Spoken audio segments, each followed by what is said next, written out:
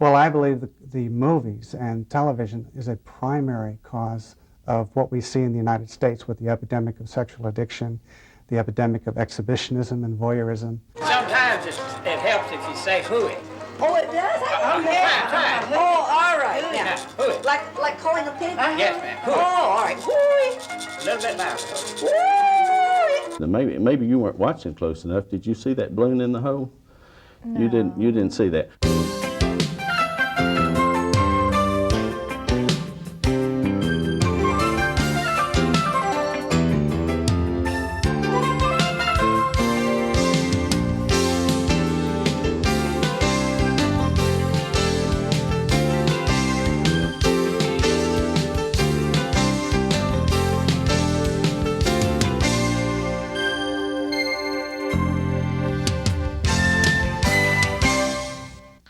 Is your child sexually active? Well, nearly a decade ago, 57% of the 17-year-olds who responded to a Lewis Harris poll said they were. That may be changing, though. On the show today is Paul Turner. He's with the organization called True Love Waits. And also coming up, David Foster is here. He's the author of the book, Sexual Healing. He'll be with us. All right, well, practical jokes and magic. Larry's going to pay a visit to a place called Plummer's Country Store and Museum, long name. And the owner of that store is a man who definitely has a funny bone. Also, later in the show, we have Bill Bennett, and he's going to perform some magic with a message. So you got your basic variety show today. Basic variety, and we'll be right back with our first guest after this. Okay, stay with us. I mean, think about it. If you can't stomach a commitment to God, it just makes good sense not to be sexually active. Welcome back. Our first guest is Paul Turner. He's the spokesman for the True Love Waits campaign. Glad to have you with us. More and more teens seem to be sexually active today. How does True Love Waits deal with that? Or what is True Love Waits? Well, True Love Waits is a campaign that was begun about 2.5 years ago, just giving teenagers a platform to take a stand for something that is right. We presented it to about 1,200 youth leaders that had come together here to Nashville for a convention and just said, we've got to find a way to encourage those teenagers who don't want to become sexually active, who all this pressure is going on around them. There are several of those or not? Oh, I think there are. I don't think it takes a rocket scientist to figure out that there are a number of teenagers who are involved sexually, but there are a number of teenagers that needed a platform to come out and stand, listen, we don't want to be doing this. A lot of teenagers will find themselves kind of being backed in to sexual activity, not really wanting to, but the peer pressure was so strong, what else to do?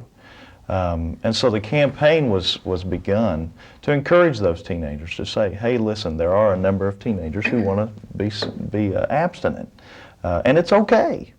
I don't think a lot of teenagers even knew that abstinence was an option for them. I know a lot of teenagers I've talked to, they'd never heard of it. And what kind of response are you getting from this? Well, the response has been overwhelming.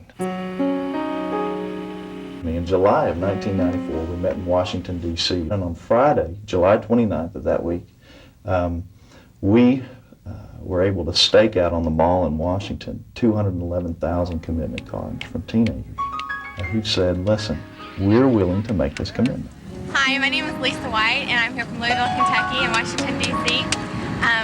Me and 184,000 other people have made a commitment to God to save ourselves until marriage.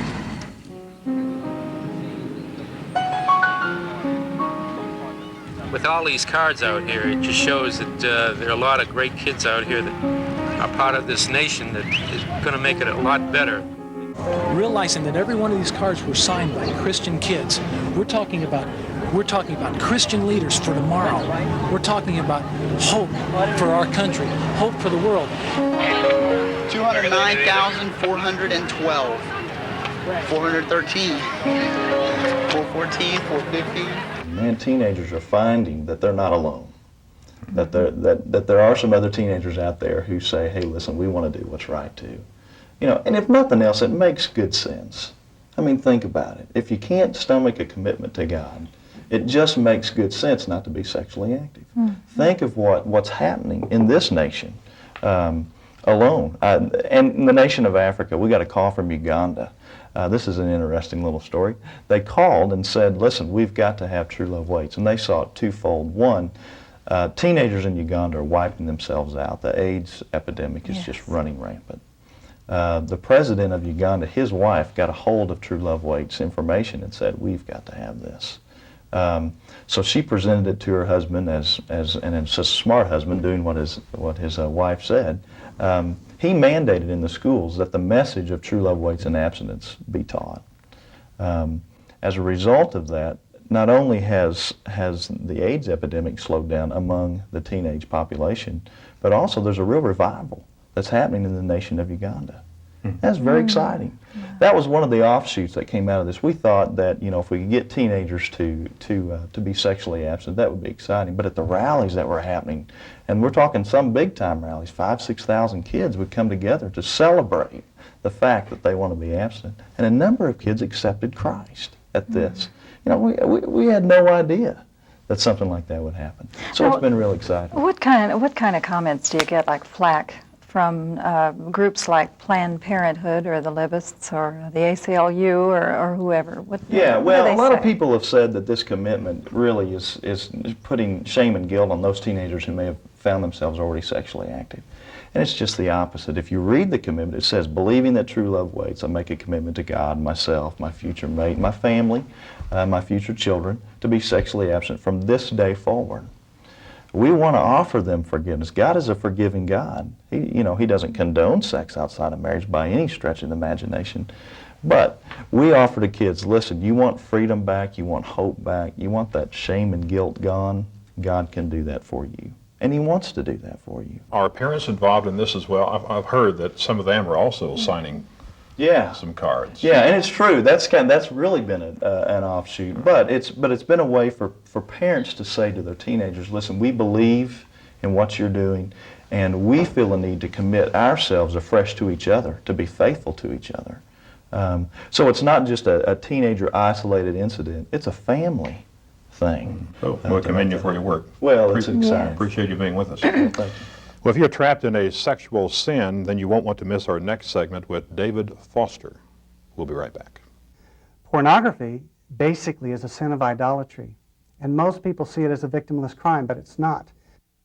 Well, welcome back. We have with us David Foster, and he is the founder and director of Mastering Life Ministries. He's also the author of this book, Sexual Healing. We're glad to have you with us. Thank you for inviting me. All right. There's a whole lot of things you're into. You have your own radio show, as a matter of fact. What is the name of that? It's called Mastering Life. It's a weekly program on the Focus on the Family satellite network. Well, let's find out about this book, Sexual Healing.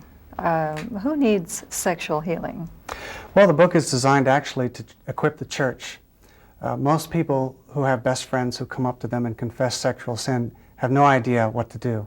They'll send them off to some expert, but in most cases, the best friend will not go see the expert. They're too embarrassed. So what I'm called to do, I believe, in the church today is to help equip the church to know how to respond to best friends who confess sexual sin. Is there a number one sin that people are involved in as an addiction, sexual addiction? No, it pretty much covers the gamut. Of it. Okay. But the number one core problem that causes people to act out with sexual sin is a failure to understand intimacy with the Father and to develop that kind of relationship with God. So when you have your seminars, what kind of people do you get? Well, about half the people that come are counselors and pastors and ministry team people trying to learn how to help sexually broken people. And the other half are people who need help themselves. And it's a marvelous combination because at the end of the seminar, these two groups mix together and a lot of healing takes place. And one of the things you offer is a video cassette. You have, 3 volumes of these? Yes, there are 15 tapes in all. Early on in the seminar, we talk about the spiritual foundations that must be laid in one's life for healing. Intimacy with the Father, learning the voice of God, letting Him reparent you, those sorts of things. And then the next day in the seminar, we cover homosexuality, sexual addiction, child abuse, pornography, those sorts of issues. About pornography, teenagers all go through, I assume, looking at pictures of whether it's nude men or nude women. How prevalent is that among adults, and is it growing in this country? Well, it's as epidemic as everything else in the sexual sin area is in this country. We are out of control totally, not only outside the church but inside the church. Pornography basically is a sin of idolatry. And most people see it as a victimless crime, but it's not. Because I used to be involved in the pornographic industry, and the people who are photographed in that industry are people who have been emotionally destroyed. They are not people who go willingly, voluntarily, like you see on the talk shows. When they're on the talk show, their pimp is off stage making sure they say the right thing. But these people have been kidnapped, some of them. Some of them have been psychologically tormented and controlled and manipulated. And they are taking their clothes off for the pictures, not because they want to, but because it's the only way they've discovered to find some worth and value for themselves. What is the hardest thing to overcome these people, whether they're pedophiles or whether they're just into pornography or they're, whatever their problem is? What is the hardest thing in them coming back from something like that? Well, particularly for the pedophile, the hardest thing to overcome is hopelessness. And you'll find this a lot in sex addicts. Most of the people who come to me for help are in a state of hopelessness because they've tried everything and nothing has worked. And so the best thing we can do for them is give them hope, teach them about the power of God and the authority of God, and give them hope so that they can stay in there long enough to let the Holy Spirit work in their lives to change their inner being. And that's really up to the church, isn't it? Yes. I was as sexually addicted as a person can possibly get, and God has transformed my life. And I know many people out there think that they're a special case, that they've stepped over some invisible line that God can't rescue them from, and they're absolutely wrong. There is no one, no matter what they've done, that God will not come and rescue and transform. Is there another effective way to be delivered from this without having to come to God? No, there isn't. Psychology is trying to do it with man's wisdom. And if somebody's strong-willed enough, they will succeed for a period of time and be fooled into thinking they're healed. Just white-knuckle it. Yes, but it will only be temporary. Only an inner transformation by the Holy Spirit will bring about permanent transformation. All right. On that note, I guess we need to close. So God has to be in the picture Yes. in dealing with sexual addiction. He's got another book coming out, as a matter of fact. Okay, what is that? Along those lines? Yes, I'm writing it now. It's going to be called Lord, Make Me Holy, which is the cry of every sex addict. Appreciate you being with us. Thank you. David Foster. All right. Next up, we'll meet Mr. Plumber in Plumber's Country Store. So stay with us. Put your feet together, look straight forward, stretch your arms where it'll barely touch that stovepipe. Pull it up, rub your elbow 3 times. It'll shorten your arm around 3 inches. You know, it's said that laughter is the best medicine, and if that's the truth, then one place to go for a refill is Plumber's Country Store and Museum. That's right. And if you like practical jokes, I do. You'll like Mr. Plumber. He even has a collection of white bees. White bees? That's right. Here's today's Souder and Friends classic.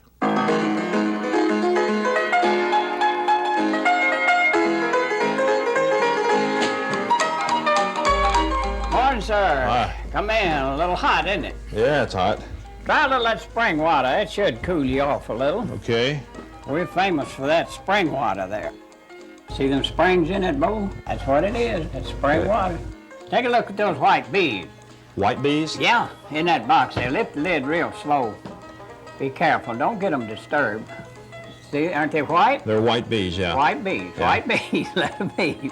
How would you describe this place here? I would describe it as a benefit to a lot of people from a psychological viewpoint. Sometimes it helps if you say hooey.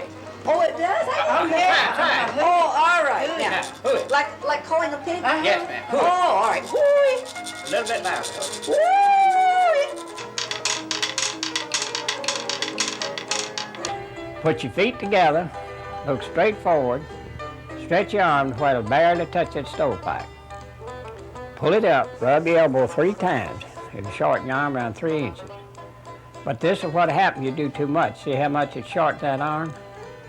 This is used in chivalry when a new couple got married.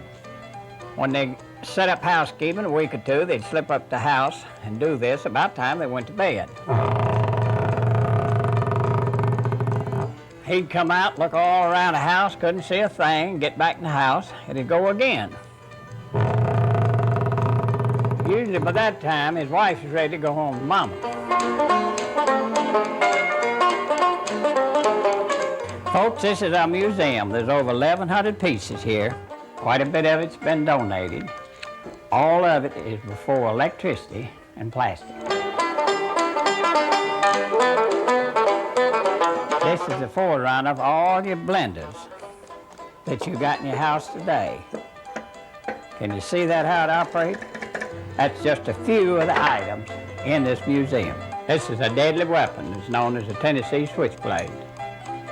Now there's the Plumber Creed right over there. Part of that came from Mennonites. But that's what we taught our children, is be yourself. Don't try to copy from nobody else. Now this is your side. If you get this even, right here, both parts even, you've got as good a coon call as you'll ever need. Tear this end off. Here, coon, here, coon, here, here, here. Come, coon, come, coon, here, here, here.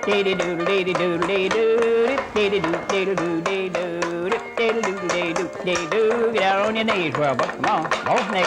Wave your arm. Now he's going to disco. Oh, he's getting tired now. Tell him bye, Wilbur. And they put the ring right on the string like this, and we pull the ends down until they meet like this. We say alakazam and pull it through the ring. Now maybe you didn't watch that. That was pretty That is good. witchcraft. I'll show. Well, welcome back to ID 21 and the That's Entertainment segment. And we have with us amateur musician Bill Bennett. Glad to have you with us. Thank you, Larry. Glad to be here. Right. Yes, and how long have you been doing magic? Susan and I started doing magic when I was in the 4th grade. I saw a magician called Mandrake the Magician at the Princess Theater on Church Street back in 1948.